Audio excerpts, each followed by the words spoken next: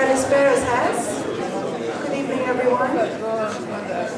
Κύριε Πρόεδρε του Δημοκρατικού Συναγερμού, Your Excellencies, αγαπητοί προσκεκλημένοι, σας καλωσορίζω στην απόψινή μας εκδήλωση, που είναι, πιστεύω, σημαντική και επίκαιρη. Εκ μέρους του Διοικητικού Συμβουλίου του Ινστιτούτου Ευρωδημοκρατίας Γλαύκος Κληρίδης, θέλω να εκφράσω τη χαρά μας που έχουμε απόψε μαζί μας τον διακεκριμένο ομιλητή, κύριο Δημήτρη Παπαδημητρίου από τις Ηνωμένες Πολιτείες. Ένας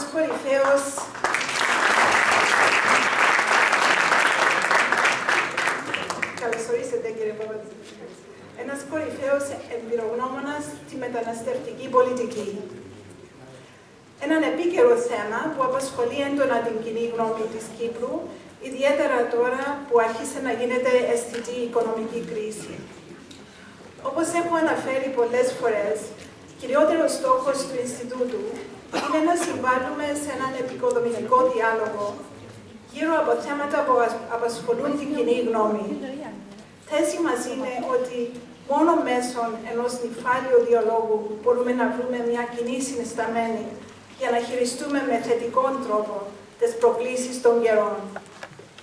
Στην περίπτωση της μεταναστευτικής πολιτικής, η πρόκληση είναι να συγκεράσουμε το γεγονός ότι η νόμιμη μετανάστευση, όταν γίνεται συντονισμένα και βάσει συγκροτισμένης μεταναστευτικής πολιτικής, διαχρονικά συμβάλλει στην οικονομική ανάπτυξη και στην κοινωνική και πολιτισμική άνοδο. Αυτό καταδεικνύεται τόσο στην Κύπρο όσο και στο εξωτερικό, μέσα από σχετικές έρευνες και μελέτες.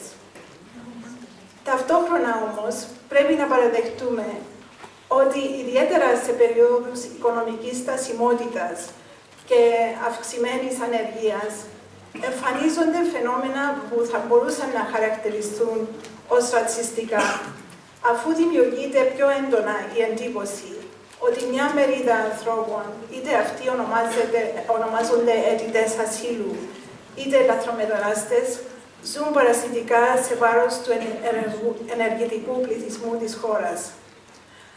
Αυτά τα φαινόμενα αρχίσαν δυστυχώς να εμφανίζονται και στην Κύπρο, παρόλο που εμείς οι Κύπροι έχουμε τις δικές μας εμπειρίες της προσφυγιάς.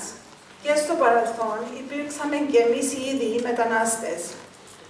Δεν πρέπει να ξεχάσουμε ότι μετανάστες από την Κύπρο έχουν φιλοξενηθεί ανά την Εφήλιο, από την Αυστραλία μέχρι την Αμερική, από την Αφρική μέχρι την Βρετανία. Αυτό το γεγονός θα έπρεπε να μας είχε οδηγήσει σε μεγαλύτερη κατανόηση για τους ξένους που βρίσκονται ανάμεσα μας. Εν τούτης, η ανθρώπινη φύση είναι τέτοια που σε όλες τις χώρες, όταν η καιρή είναι δύσκολη, ο ξένος γίνεται ο εύκολος στόχος. Εν όψη του γεγονότος ότι το πρόβλημα της μετανάστευσης είναι υπαρκτό, πολύπλευρο και πολύπλοκο, το Ινστιτούτο θεώρησε σκόπιμο να οργανώσει αυτή την εκδήλωση. Έχουμε απόψε μαζί μας ένα διακεκριμένο ομιλητή που θα προσπαθήσει να μας δώσει κάποιες απαντήσεις σε αυτές τις δύσκολες ερωτήσεις. Επιτρέψτε μου να σας τον συστήσω. Ο κύριος Δημήτρης Παπαδημητρίου είναι ελληνικής καταγωγής, ζει και εργάζεται εδώ και πολλά χρόνια στις Ηνωμένες Πολιτείες. Είναι πρόεδρος και συνιδρυτής του Ιδρύματος Μεταναστευτικής Πολιτικής, δεξαμενής σκέψης που εδρεύει στη Washington και μελετά αποκλειστικά την διεθνή μετανάστευση. Πέραν από τον ρόλο του ως καθηγητής και ερευνητής, ο κύριος Παπαδημητρίου είναι σύμβουλος σε θέματα μεταναστευτικής πολιτικής στην Ευρωπαϊκή Ένωση. Συμβουλεύει και την κυρία Σεσίλια Μάλστρομ, που είναι επίτροπος για αυτά τα θέματα. Το Λευκό Οίκο είναι σύμβουλος σε διεθνείς οργανισμούς και σε κυβερνήσεις και κόμματα σε πέραν από 20 χώρες. Έχει δημοσιεύσει πάνω από 250 βιβλία, μονογραφίες και έρευνες. Είναι δε αρχισυντάκτης του περιοδικού International Migration Review. Παρόλο που θα μπορούσα να πω πολύ περισσότερα, δεν θα επεκταθώ, διότι οι λεπτομέρειες περιλαμβάνονται στο βιογραφικό σημείωμα του κύριου Παπαδημητρίου που σας έχει σταλεί. Κλείνοντας, θα ήθελα να ευχαριστήσω θερμά τον αναπληρωτή πρόεδρο του DC, κύριο Αβέροφ Νεοφίτου, που είχε την ιδέα να καλέσουμε τον κύριο Παπαδημητρίου, τον είχε γνωρίσει στο εξωτερικό και ήξερε πόσο σημαντική προσωπικότητα είναι. Την πρεσβεία των Ηνωμένων Πολιτειών μεσολάβησε ώστε να δεχτεί την πρόσκλησή μας, παρά το βεβαρημένο του πρόγραμμα, τους χορηγούς μας, την Ελληνική Τράπεζα Eurobank και Τραπέζα Κύπρου, το ΡΙΚ που είναι χορηγό επικοινωνίας και φυσικά όλους εσάς που είσαστε μαζί μας απόψε. Θα καλέσω στο βήμα για έναν πολύ σύντομο χαιρετισμό τον πρόεδρο του Δημοκρατικού Συναγερμού, τον κύριο Νικόλα Αναστασιάδη, που είναι μαζί μας απόψε.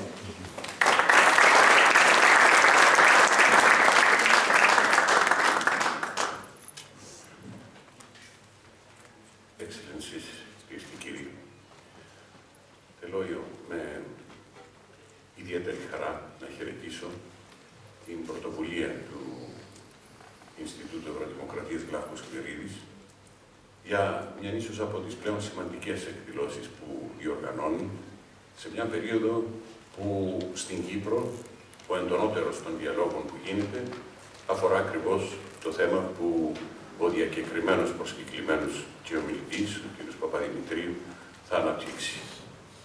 Ειλικρινά, τα φώτα εμπειρογνωμών σε χώρες όπως η δική μας, που μπορεί να είχε ένα ρυθμό μεταναστών σε διάφορες χώρες, αλλά που φαίνεται να μην είναι όσο ανεκτικοί θέλαμε να είναι εκείνοι που μας εφιλοξενούσαν, είναι ίσως η σημαντικότερη πρωτοβουλία που μπορούσε να αναλάβει το Ίδρυμα.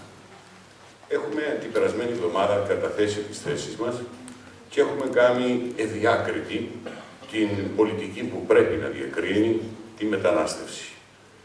Εκείνους οι οποίοι νόμιμα εργάζονται, δημιουργούν και παράγουν, χωρίς να σημαίνει πως πρέπει να παραγνωρίζονται τα ανθρώπινα δικαιώματα των άλλων, είτε αιτητών πολιτικού ασύλου, είτε ακόμα και των παρανόμων.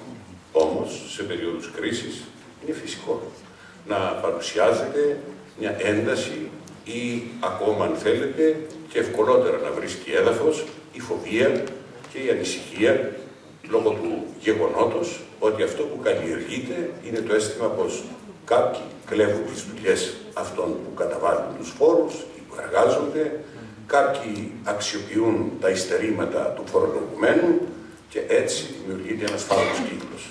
Χρειάζεται, όπως έχουμε πει και την περασμένη εβδομάδα, μια συγκροτημένη πολιτική, μια πολιτική που να στηρίζεται στη γνώση και τις εμπειρίες ανθρώπων με εμπειρογνωμοσύνη όπως αυτή του κυρίου Παπαδημητρίου. Θέλω θερμότατα να σας ευχαριστήσω για την αποδοχή της πρόσκλησης. Είμαι βέβαιος ότι τόσο εμείς όσον και η κυβέρνηση και γνωρίζω ότι έχετε ήδη συναντηθεί με τον Υπουργό Εσωτερικών, θα γίνομαι σοφότεροι από τις δικές σας εμπειρίες.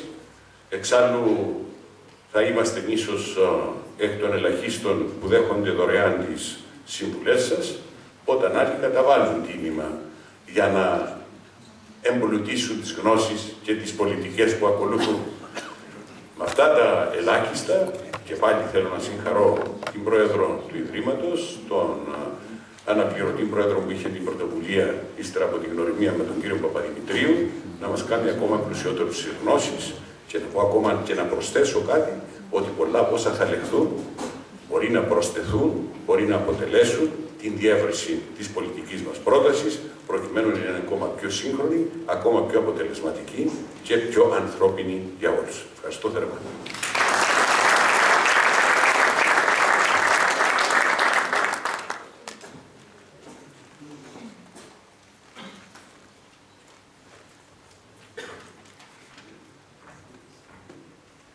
Καλησπέρα σας,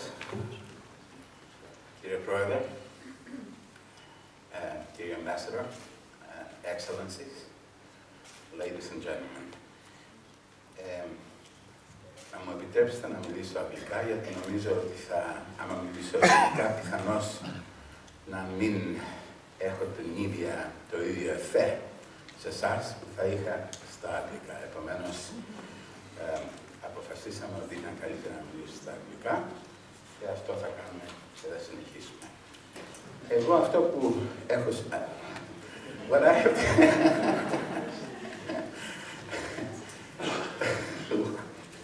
What I've decided to do is give you an overview of the thinking about international migration, how it stands internationally. I'll give you very few facts and figures, but nonetheless give you a sense of what the international migration system, as I like to think of it, really looks like. And then I will talk a little bit about the 3 or 4 challenges which, if handled well, can become opportunities for those people who simply have to manage migration and manage it well and manage it to advantage. So I will try to do 5 things. I will set the stage by making about 4 general observations. Then I will make a few comments about stocks and flows, numbers. Then I will talk and address an issue that is something that everybody feels in the street, but too many sort of ignore, sometimes irresponsibly so. I will address the issue of what is at the roots of the anxiety that many publics in all of our countries. I'm not talking to Cypriots only. All publics feel different degrees of discomfort about international migration. Then I will talk about, let's say, we'll think of them as 4 governance challenges that, again, if handled well, they can really lead us, if not to the promised land, at least they will allow us to really take full advantage of something that, if done well, can be an advantage. And then I will talk a little bit about sort of where do I think that we're going toward, and what do we need to do, all of us, in our civilized, advanced industrial democracies, in order to really grow with immigration and take advantage of what smart, legal, orderly, safe migration can do for the receiving societies. So, please. Okay. No, please go back to general observations. Thank you. Once more. That's it. Truly, today international migration is an unavoidable issue. So think of all of our countries, whether you're talking about my country of birth or just about every European society, for how many decades they denied the reality of international migration.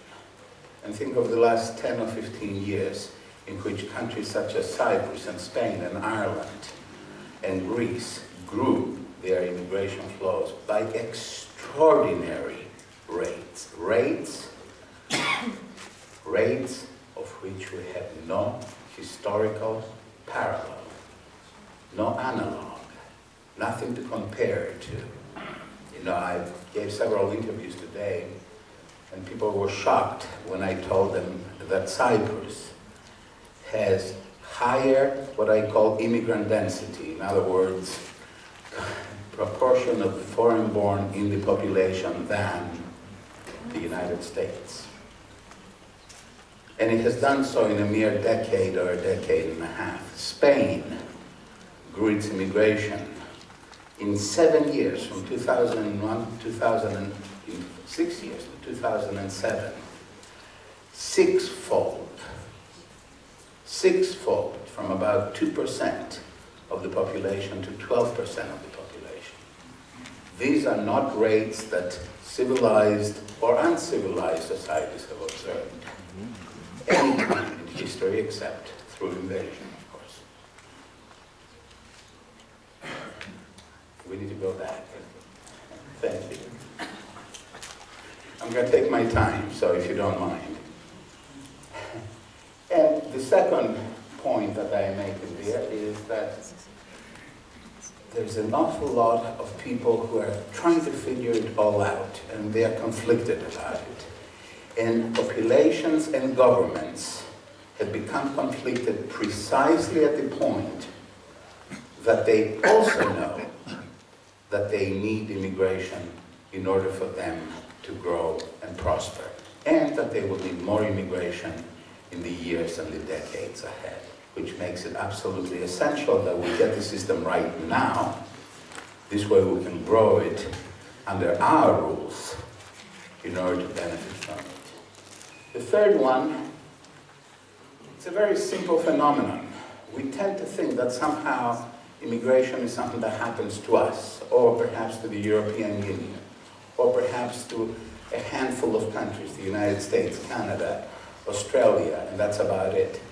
Well, in reality, everybody now plays in the international migration game. I often try to think of places that don't, and I can't think of anyone except North Korea. And I think that nobody really wants to be making comparisons with North Korea. And yet, despite that, a handful of countries are the biggest players. People like to think of Mexico, for instance, or Salvador, that has 10, in the case of Mexico, 11% of its entire population outside of the country, virtually all of it in my country, the United States. And they forget. In fact, they don't know. In fact, hardly anyone knows that the country that has the largest proportion of its population outside of their borders is the UK, Britain. And these are one of many little nuggets, that sort of make international migration rather interesting. The United States feels that, that in some instances, that we have too much of this, too many of that, not enough of this. And the United States is also, in absolute numbers, a very large player in the emigration area, not just the immigration area. And the final point, and this is really a teaser, I'm not going to be talking about that, but I hope that if you remember one thing 5, 10, 20 years from now, not from this lecture, but about some of the things that we discuss now that you will hear from other people, a big question mark. We all think of migration. Migration understood as people coming, staying, maybe dying here, working and dying here.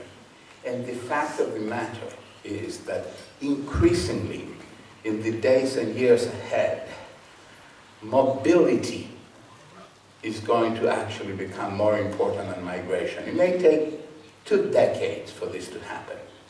The idea that somehow people migrate to the United States and that's it is no longer valid. And yet, every government, for clear, obvious, administrative matters, pretends that everybody who comes, stays, works throughout their life, and dies in our country. In reality, people will come, will move to a 3rd country, to a 4th country, maybe go back home. Now, today, this represents a very small proportion of the overall migration flow, 2, 3, 5, 7%. 20 years from now, maybe 20 or 30%. Now, again, I haven't said that mobility will replace migration, that somehow migration will disappear. We're still going to have migration and family immigration and settlers. But increasingly, the most interesting part of migration is going to be people who are going to stay in our countries for a short, sometimes a very short period of time. And these are going to be the people that we really lust after, that we really want, the most talented, the smartest, the most energetic. We want them, but they don't want to make the commitment. Thank you very much. Now we can. So we're going to talk a little bit about what kind of numbers are we talking about.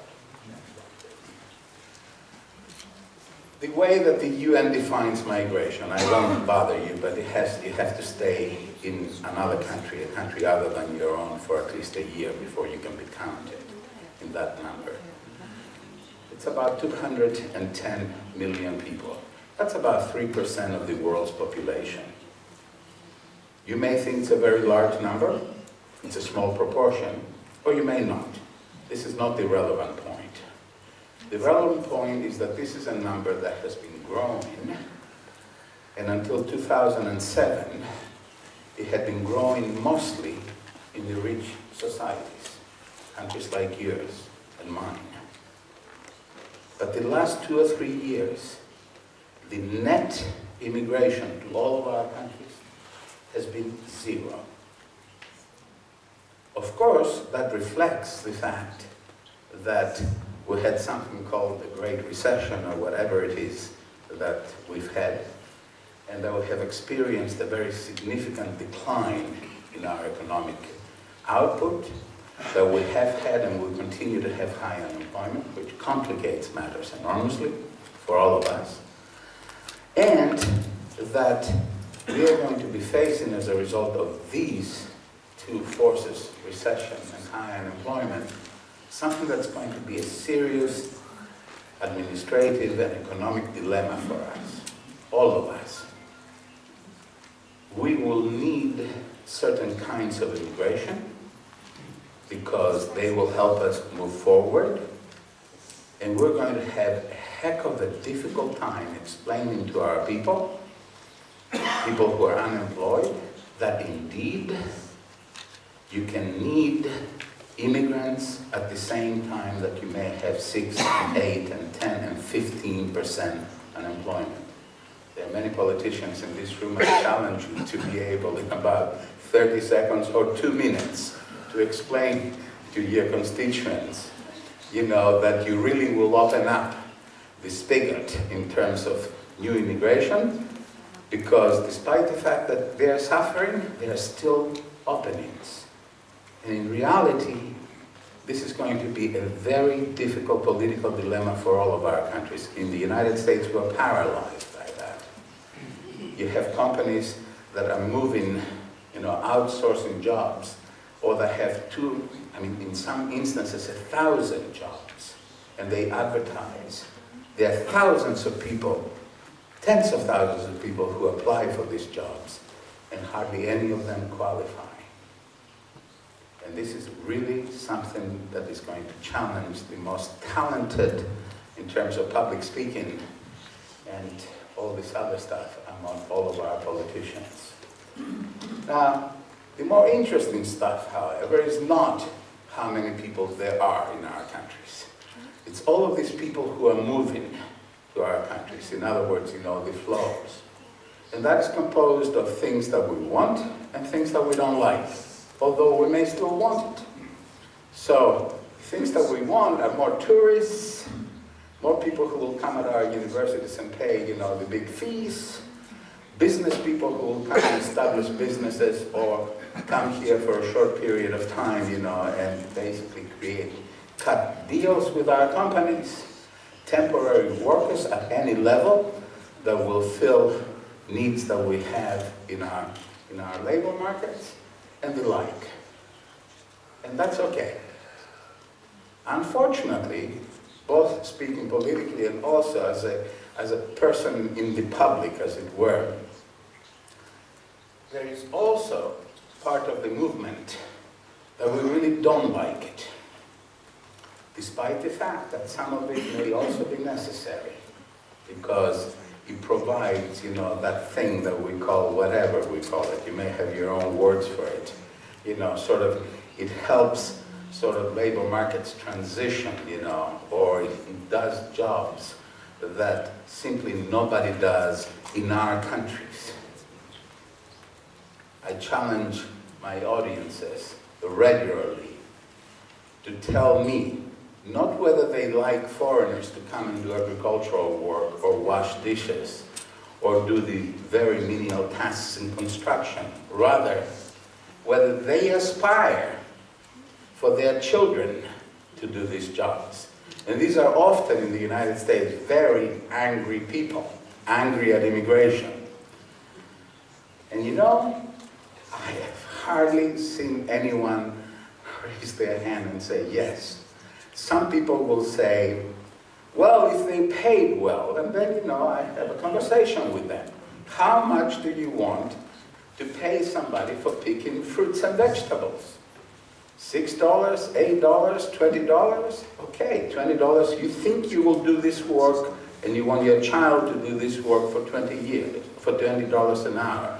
And how much are you willing to pay for the vegetables that they will? And then all of a sudden you realize that the system is so complex that it's not really possible to separate the one from the other. And the challenge for managers of systems and for politicians and for publics is to understand that some of these jobs will be done from people from the outside, and the responsibility of the government and our society is to make sure that they're treated properly, rather than that they shouldn't come in and somehow, what, force our own people to take these jobs? I don't know. Next slide, please. I told you I was going to say something about anxiety. Please. After having thought hard and having gotten beaten up, if you will, by lots of, having had lots of arguments about this, I have concluded what you see in that slide, and please don't look at the slide. I appreciate the fact that you're actually looking at me. Incidentally, I should have told you that. I'm much more interested in these blue and white things, whatever these things are. But Ms. Κληρίδη said, we prefer a PowerPoint. And when she says we prefer a PowerPoint, that's it. End of conversation. Only joking.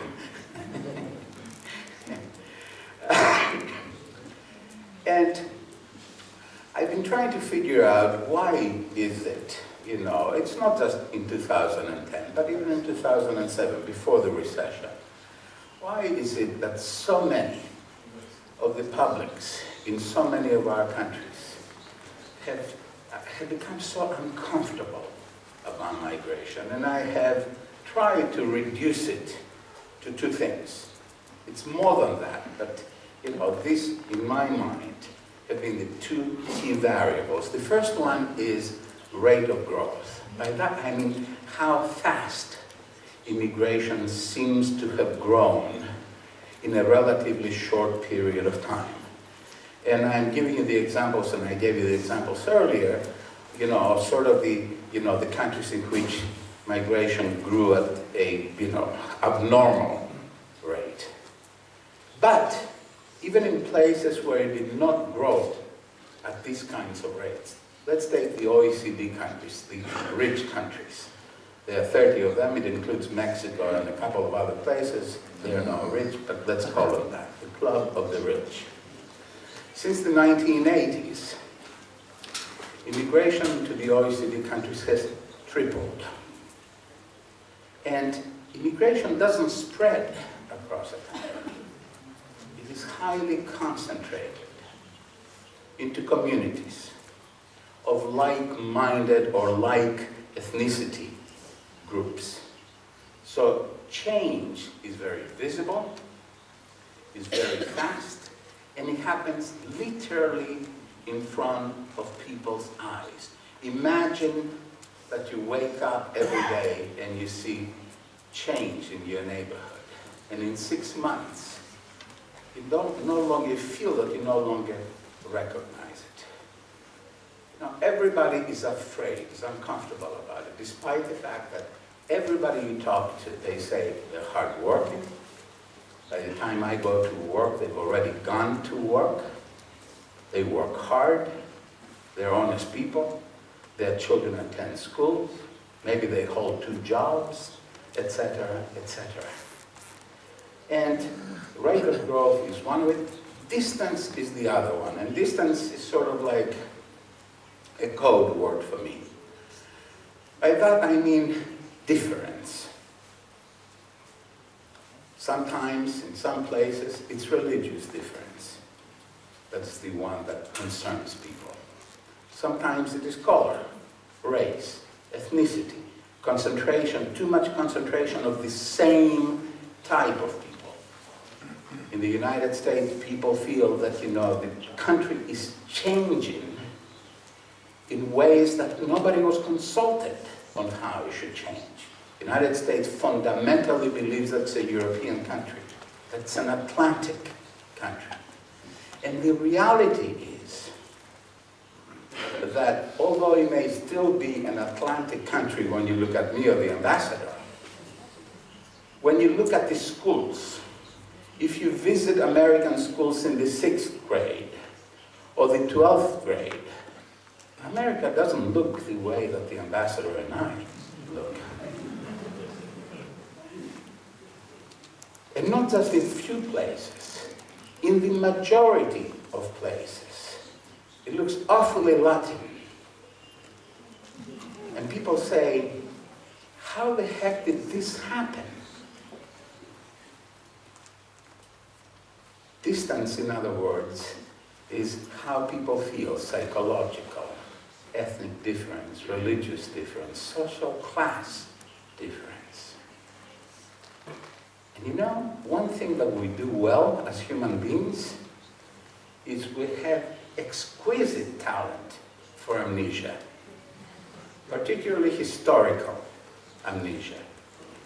Nobody remembers anything about 15 years ago, let alone 50 years ago. Maybe it's a blessing. I will let you make that judgment.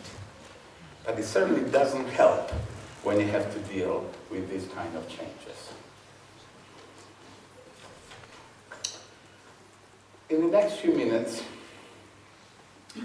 I will talk about, you will see what I've called them challenges / opportunities, because in every challenge, it's not just the seed of an opportunity, but it's really an opportunity if you handle the challenge well.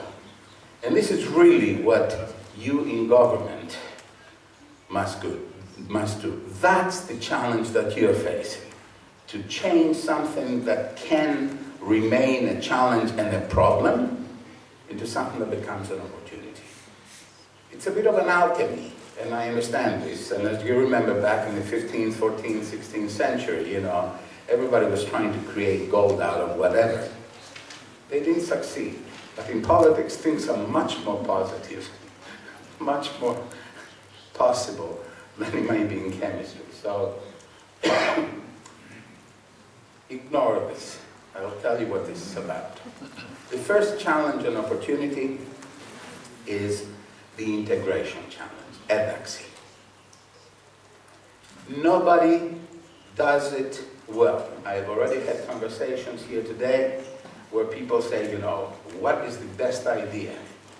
First of all, I'm not quite sure that there's a best idea. I know what the best outcomes should be, but how you get there is not easy, and it's going to be different in every country. This isn't something that you can pick up off the shelf, because I will tell you I would be a very rich man, and then, I really could come here and spend, days trying to help you out, if that's possible. And if I could really bottle it and say, that's how you do it. And the reason that it is different in every country is because this is about how society is organized. This is how government operates. It's about history. It's about the ethos of a country. In the United States, for instance, we have quite a bit of success by doing very little at the national level and at the state level in terms of integration. In the EU, you have very activist governments that show very, very poor results despite activism on this issue. I got a theoretical clapping, thank you, clapping from the back. So you have to look within you, with your own system, within your own institutions, and say what would work in the case of Cyprus. And you look at your educational system, and you look at what you think the right outcome for your population is, for your society is, and then go after that outcome. Make reforms at the educational system, at the social support system, at the workforce development system, but things that are consistent with how your society is organized. And this is an essential lesson if you wanted to take a lesson out of this integration thing. Over there, I give you 8 models. You fit somewhere, I was thinking about it earlier today, you probably fit somewhere between 7 or 6 or whatever.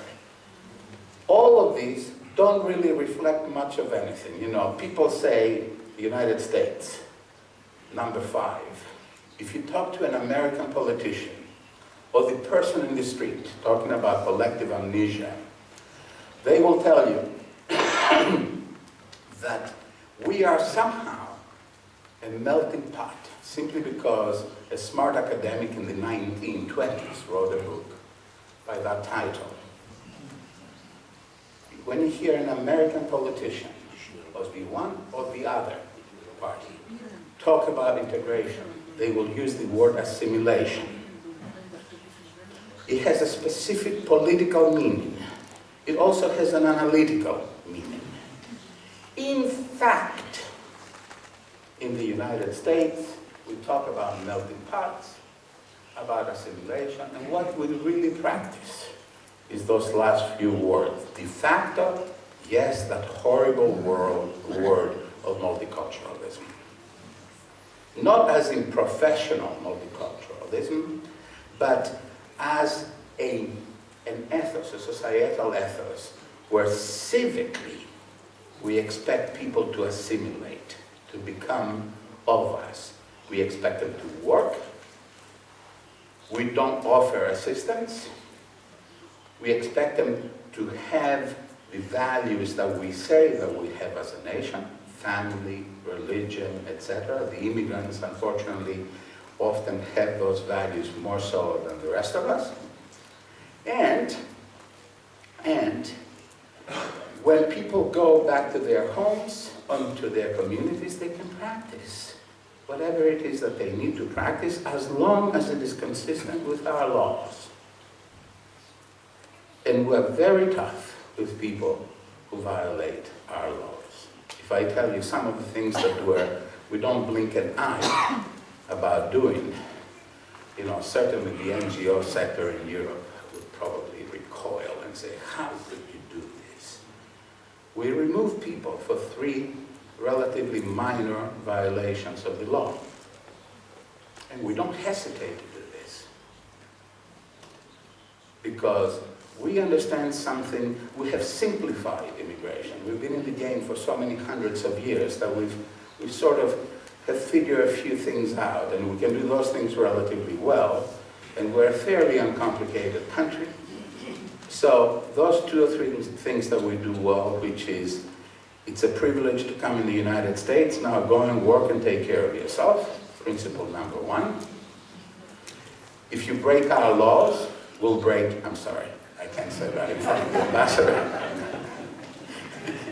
If you break our laws, you know, you're going to do whatever it is, go to jail, and if you do it 3 times, we don't care if you lived in the country for 18 years. As long as you're not a citizen, we draw the line on citizens, you're out of there.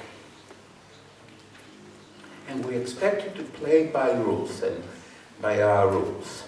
We don't get lost on this talk about human rights and the right to anything. We have civil rights, we have legal rights, we have labor rights, but we don't have human rights. There is no such thing as a human right to come into my country illegally. It's a very simple understanding. It works very well, I will assure you. You have all the rights that Americans have, but you don't have a right to be in our country illegally. If we'll pick you up, we'll send you back. It's a simplified version of something that Europeans have a very hard time with. And of course, we have the the advantage of being able to push, harder than the European Commission, for instance, or the Union can, and have countries from which these people are coming take them back.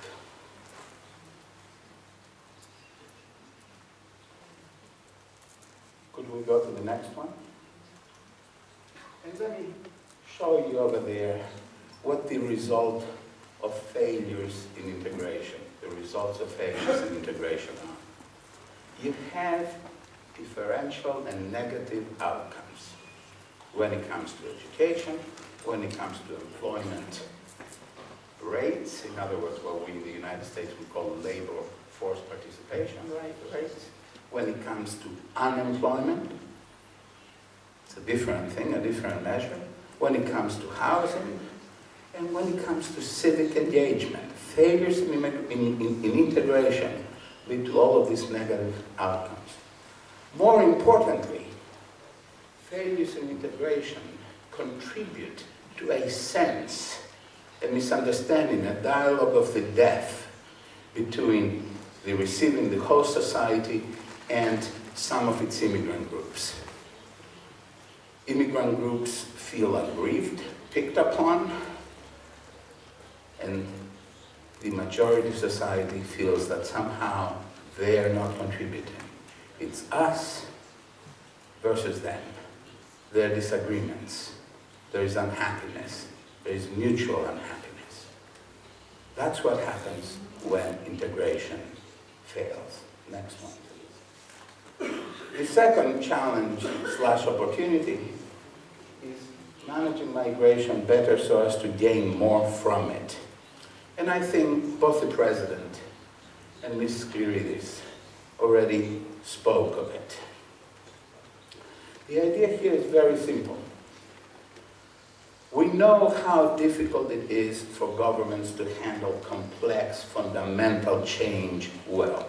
No government can do that. That's why we're all struggling with the after effects of the recession. Thank you. The after effects of the recession. But we also know that in order to be able to get the most out of migration, we have to have legal migration. We have to be able to succeed in the management of migration, because that's when you maximize the benefits of migration. If we do that well, the benefits multiply. If we do it poorly, the benefits diminish. It's a fairly simple thing for me to come up here and say that. It's a different thing for being able to deliver, a management system that will bring about those kinds of positive outcomes. And what people want to see, I talked earlier about public anxiety. What people want to see is those two things at the very end. They want to see that immigrants are committed to our countries, that they play by the rules, that they will follow, that they will respect our values, that they will recognize that until they become full members of the society, yes, they are essentially guests. And people want to see that. They want to see immigrants making an effort. They also want to, and I understand that this is also an issue in Cyprus nowadays, they want to see that people are working, that they're contributing, that they pay their taxes, that they are economic assets. Because the first thing that people think, particularly the ones that are skeptical about immigration, they equate immigrant without trying to figure out legal, illegal, refugee, meaning UNHCR refugee, temporary protected status, etc., etc. They want, the assumption is that they take more from the country than they contribute to it.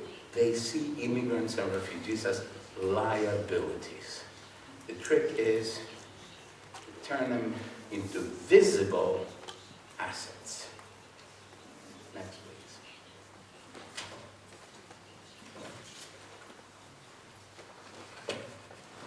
the challenge and opportunity number 3, that we need to be more mindful of the concerns of and the interests of the countries of origin. We always think that we're sort of sitting here in our countries and all of those things are imposed upon us from outside forces. That all of these countries in the neighborhood, because international migration is primarily a neighborhood issue. It doesn't mean that you don't have people coming from far apart, okay, far away, but most of the people that you get, there is a logical explanation why you get them. And the simplest part of that logical explanation is look at your neighborhood. Look at the relationships you have. Look at what is happening over there. And that is a big part of what is happening over here. So if we're going to do better at this, we have to find, sort of the formula, the ability to work more cooperatively with the countries in the neighborhood. And what we need to do much better than that, we have to make sure that we understand that the same way that we do not like illegal immigration, they also are troubled by illegal immigration. Because illegal immigration complicates their relationship with us. Because illegal immigrants and all of these people who facilitate illegal immigration, who profit from illegal immigration, undermine the very credibility of their own systems.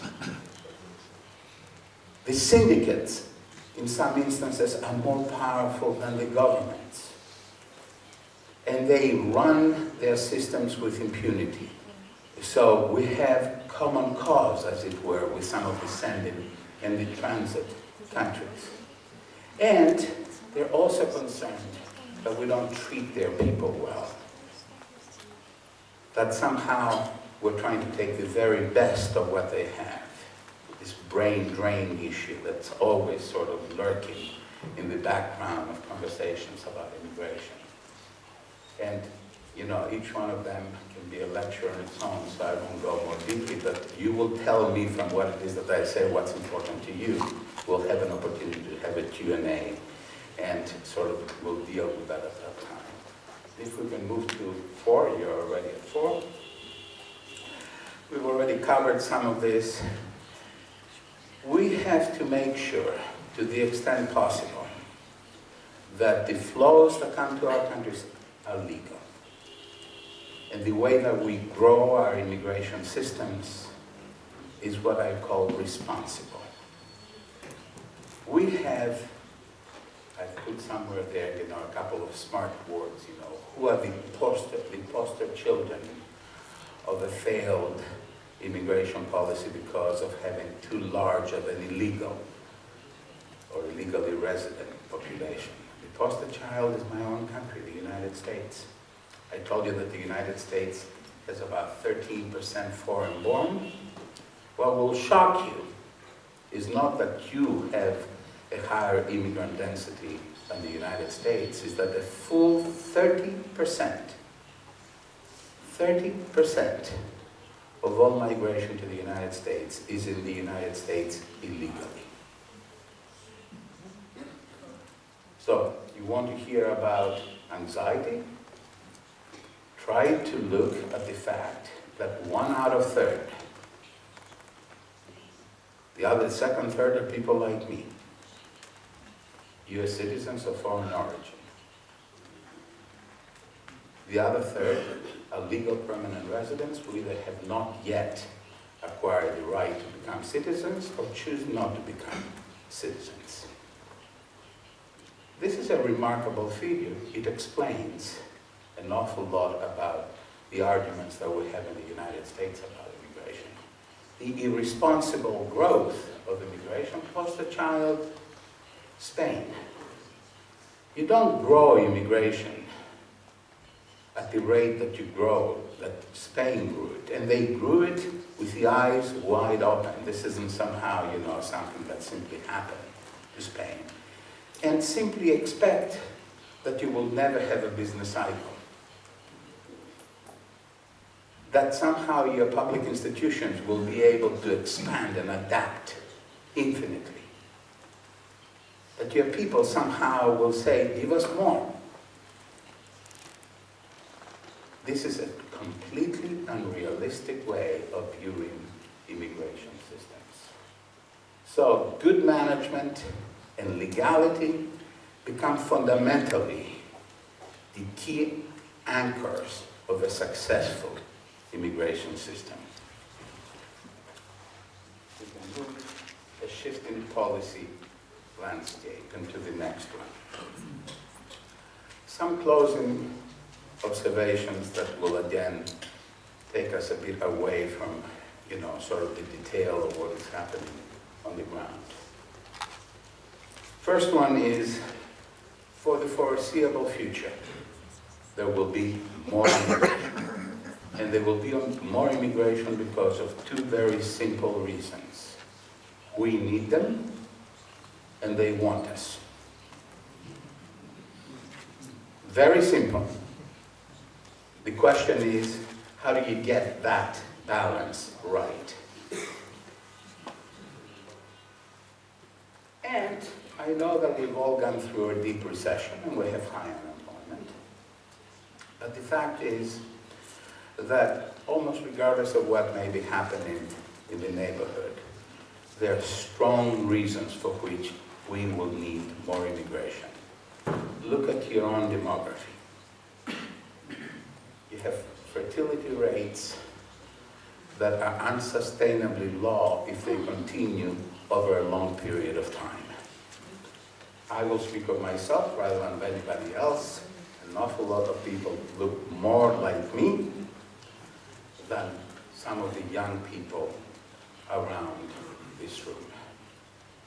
And the worker pipeline, the new worker pipeline, is getting smaller and smaller. Somebody has to do the work, somebody has to pay the taxes, somebody has to take care of the elderly. That somebody, I'm sorry, with all due respect, you're all very senior people who think about these matters all the time. We don't want to have an accident. Who think about these things all the time, but we're in a pincer movement. Not the United States. The United States has a fertility rate that's at a constant replacement level. So we take lots of immigrants and will continue to take lots of immigrants because of the way that we grow our economy. That's an entirely different issue. In places like Cyprus, most of Eastern Europe, all of Southern Europe, and practically all countries, with the exception of France and a couple of the Nordic countries, find themselves in that pincer movement. Not enough new workers coming, and too many people getting old. In fact, demographically, the fastest growing group in every country, rich country, is the people over 85. It keeps growing and doubling at a ridiculous rate.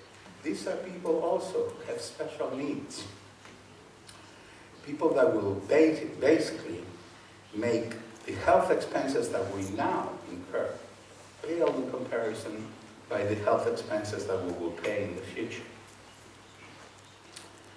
And we need people who will do the jobs at all levels.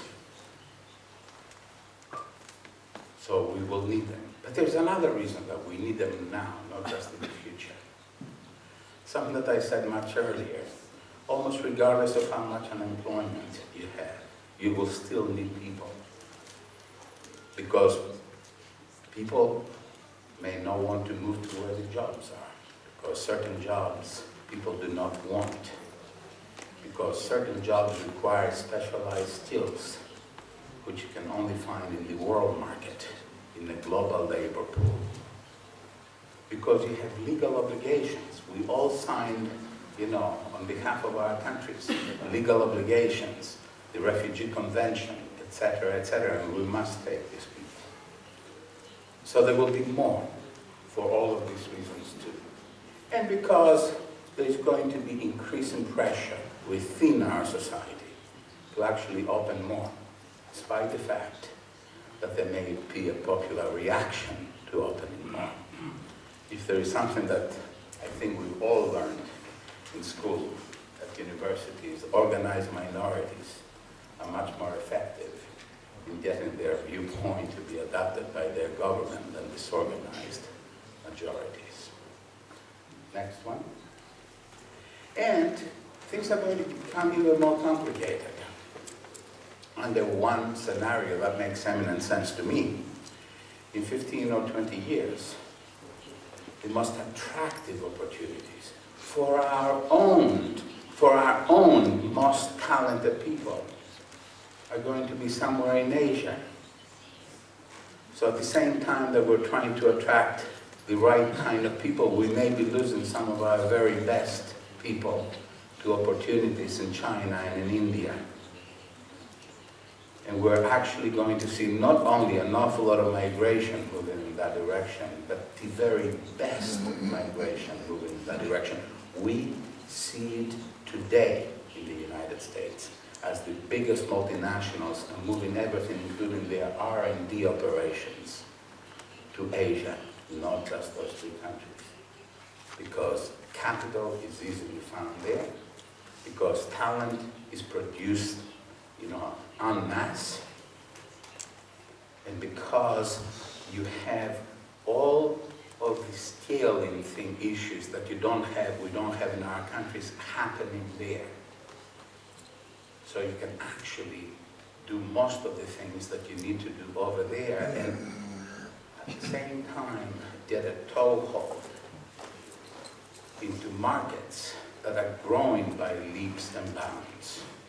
So it makes eminent sense for Cypriot companies, for European companies, for American companies to actually move more and more over there. And this is something that we can't even begin to calculate.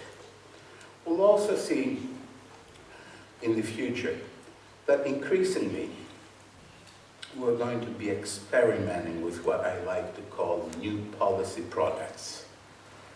In other words, even bureaucracies will have to catch up with the realities on the ground. And one of the things that we're going to see more of is people who will come in temporarily, and then we would want to create opportunities for them to stay permanently. And then the challenge for administrative agencies will be, what should the requirements be in order for the screening process to move people from the one side to the other side? And that's going to be interesting, as a puzzle, as a policy puzzle. That's going to be a very interesting exercise. The final point, if indeed, now most of my colleagues think that it's already happening, that we're somehow in a scarcity situation whereby everybody's competing for the most talented. I'm just an old dog that says, if it is scarcity, it will show in the most logical, rational way, which is the price for all of these people will go up, because there will be more competition for their skills. And I've looked far and deep and wide, and I don't see it. But at least it's theoretically possible that the people with the best skills are going to become scarcer and scarcer, which means we're going to see the price of labor for those people go through the roof. And that's going to be an interesting thing, because beyond price, we also have to compete in terms of the immigration package that we give them. Perhaps citizenship or unencumbered long-term residency, things that we're not even considering today. So as the sort of the nature of the beast, as it were, changes, I think we're going to have to adapt to it. So the last two slides, sensible and responsible policies. I think that we all realize that there's going to be more rather than less immigration.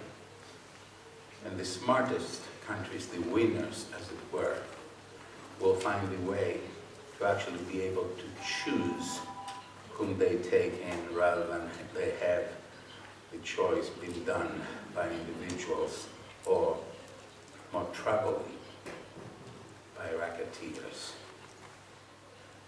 The second one, we all talk about having to know, to learn how to work better, smarter with sending countries. At this point, we just talk.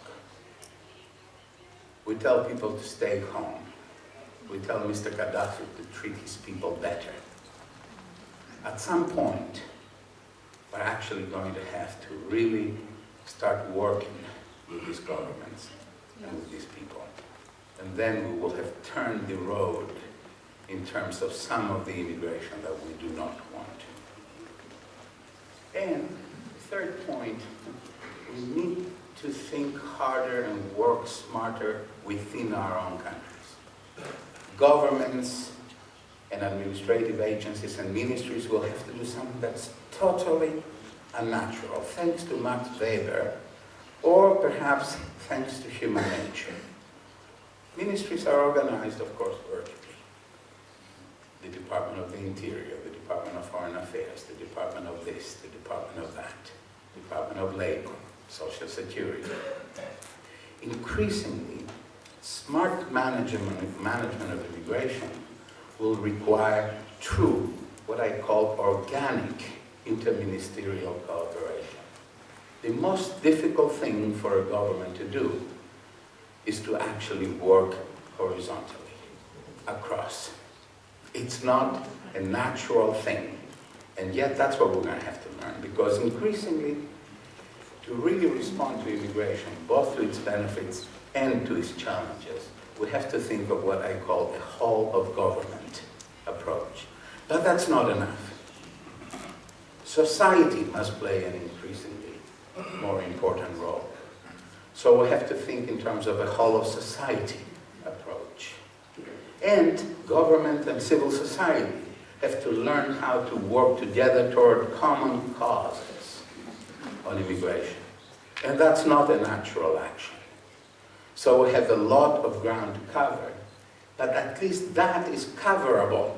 I'm much more confident that this can happen than I am confident, for instance, that we'll really start having real conversations with some of the countries from which immigrants come. And the final slide,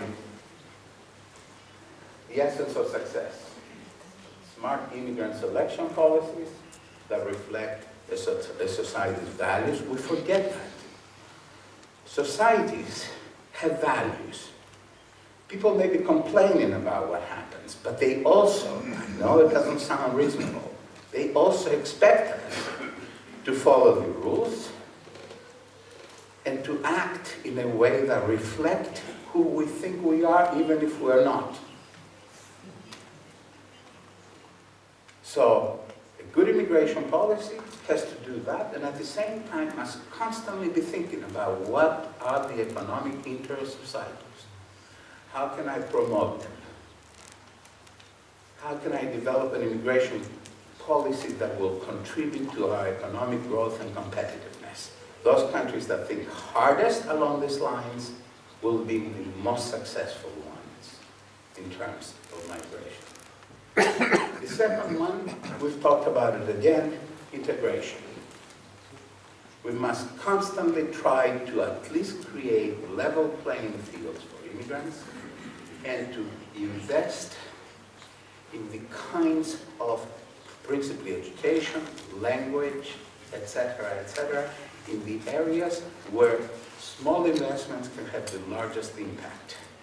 You want immigrants to become self-sufficient, net contributors at the shortest possible time.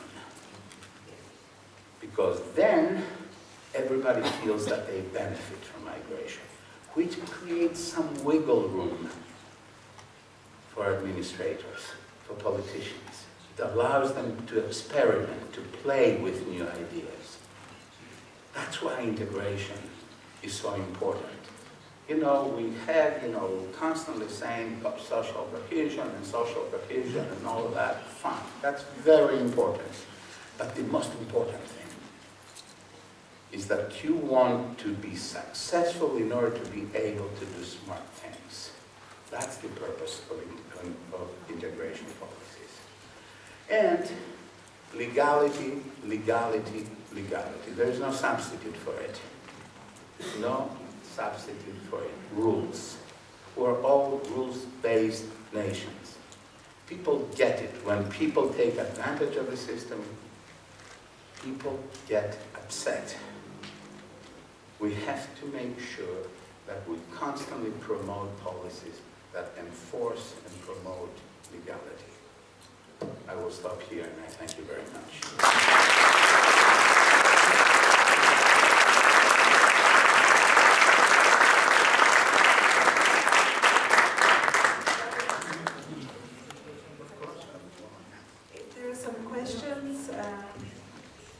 Papadimitrίου is happy to take them.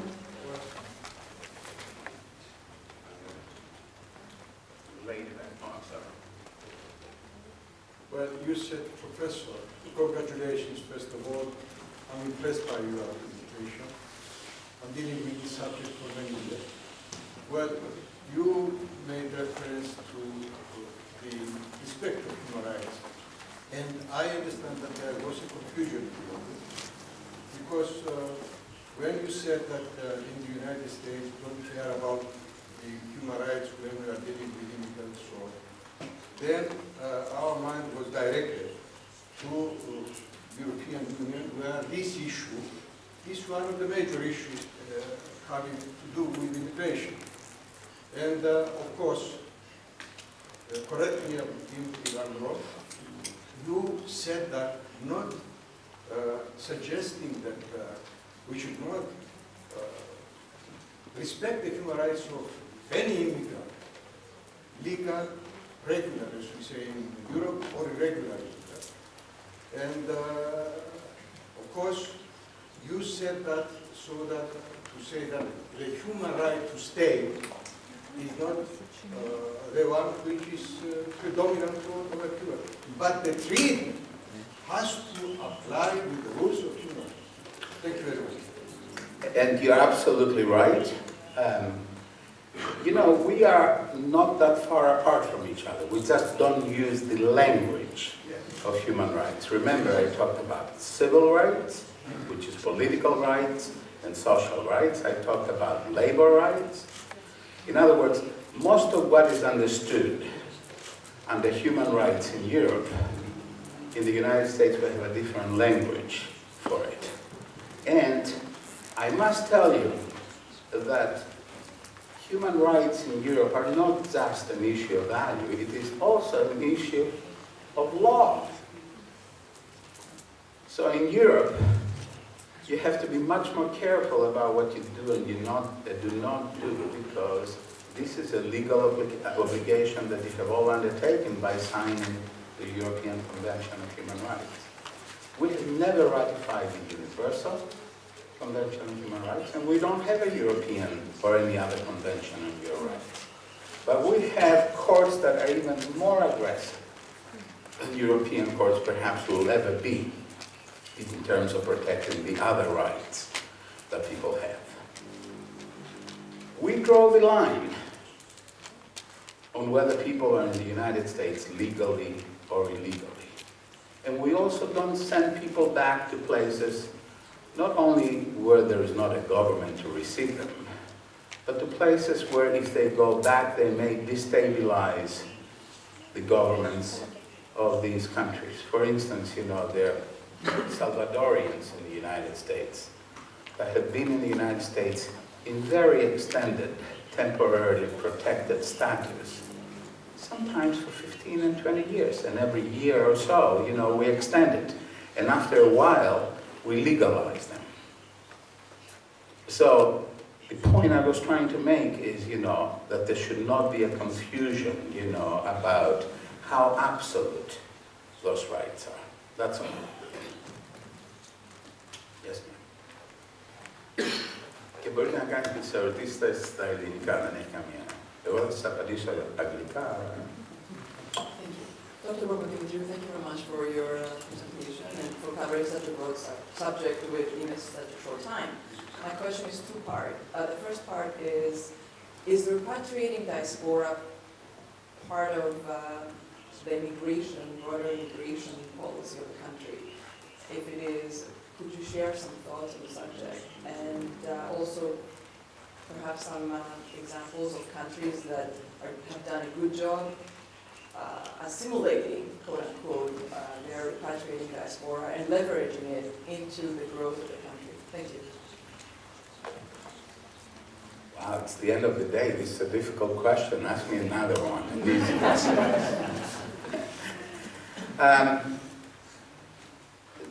Everything that has to do with diasporas is highly aspirational so far. We all hope the diasporas will be what we have been saying in the literature for decades that they are, which is engines of growth for their own country. And we always know that there's a lot of return migration. But there are very few countries in which, you know, diaspora engagement actually has brought very significant benefits. And the poster child of this, of course, is India. And, you know, Indians, regardless of whether they've moved back, and I will show you here how Indians are at the forefront of the mobility aspect of migration. Regardless of where Indians are, and they're mostly in the United States, and regardless of whether they actually go back and stay, Indians invest very heavily in their own country. They create companies at an extremely robust rate. They hire Indians and others, both from the United States and from India, but also others from the region. And they have created, they've managed, you know, sort of a very tricky thing, which is to have one foot firmly planted in the United States, the other foot firmly planted in India. And to be able to actually handle this, you know, with relative ease. So people may have a small company in Silicon Valley or be at a university or another in the United States, and at the same time may have an operation back in India that they have created, that they have financed, that may employ 30 or 50 or 5,000 people. This is the most clear instance in which diaspora engagement with the home country, regardless of whether it actually involves return migration or not, has, you know, given enormous benefits to the country. China is trying to do the same thing, but the people that China sort of attracts so far tend to be a bit less first-rate, I don't want to say second-rate, than what happens with India. These are people who go back because they feel that their career will be better if they go back to China, because they will be more of a scarce good over there, so they may have better prospects. That's not the way to actually have diaspora really help. In Africa, which is really the place where most of the experiments should take place, we have hardly any instances of successful diaspora engagement. Nonetheless, an awful lot of thought, an awful lot of sort of technical assistance and small investments by all of our countries are taking place in trying to facilitate, you know, the ability of diasporas to change things back home.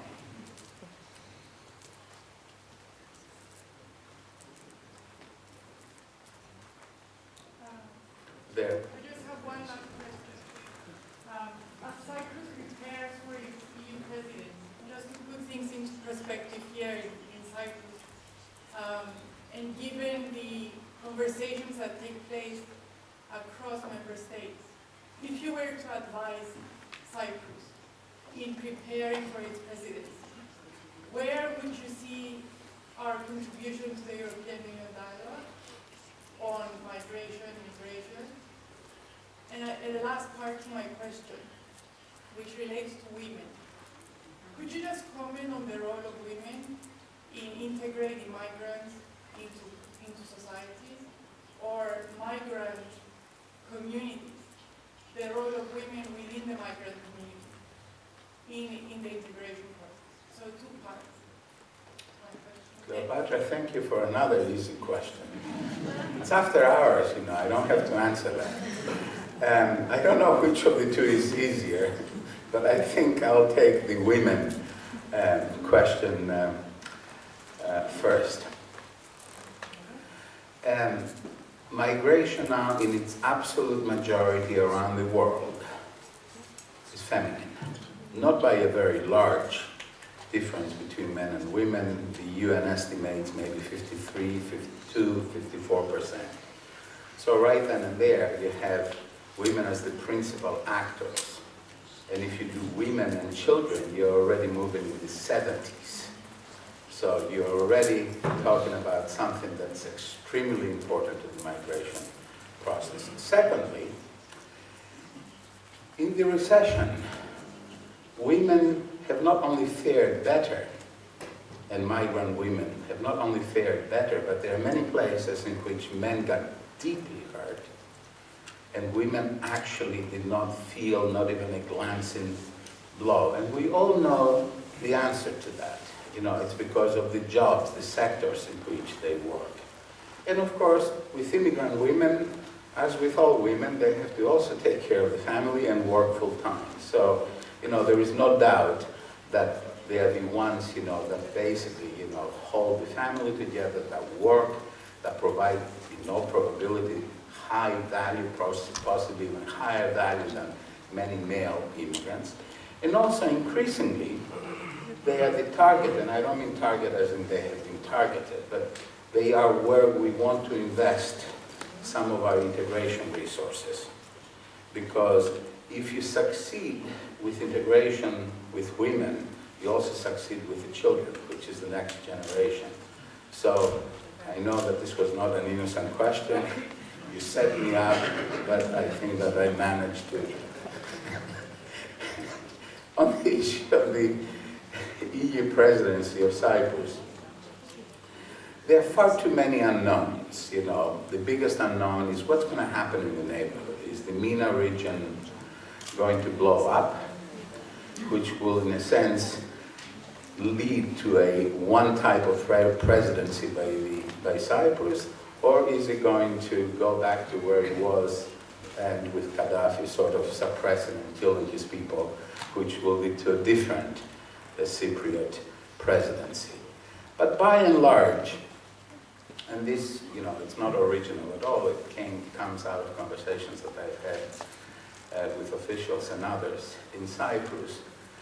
Two of the possibilities, you know, for focusing the Cyprus presidency on. One is on integration, because, you know, that is an issue that's very important for Cyprus. The other one, which I think may be even more interesting, is on the asylum system. Pushing the envelope to see whether we can get agreement by 27. Now you need a qualified majority by whatever it is, 67, 69, or whatever combinations of big, small, and between countries, to see whether we can actually move beyond Dublin 2. And for the first time ever, and here you will hear, you of course know it, but you will hear my frustration with the EU. Whether we can actually put teeth behind all this rhetoric about solidarity, because by now, I don't know what solidarity means in Europe, except that's a word that I'm sorry? It could be, you know, money and nothing else. So there might be an opportunity to create a common asylum system, which many countries will support Cyprus on, but the big countries will not. And we'll have to see whether at least one of the big countries can be picked to actually be brought into the camp of the countries that would want that. And I think I keep advising people in Brussels to stop using the word burden sharing. Nobody wants to share anybody else's burdens. Okay? Please, let's come up with a new word. So we are between solidarity that has no meaning and burden sharing that everybody hates.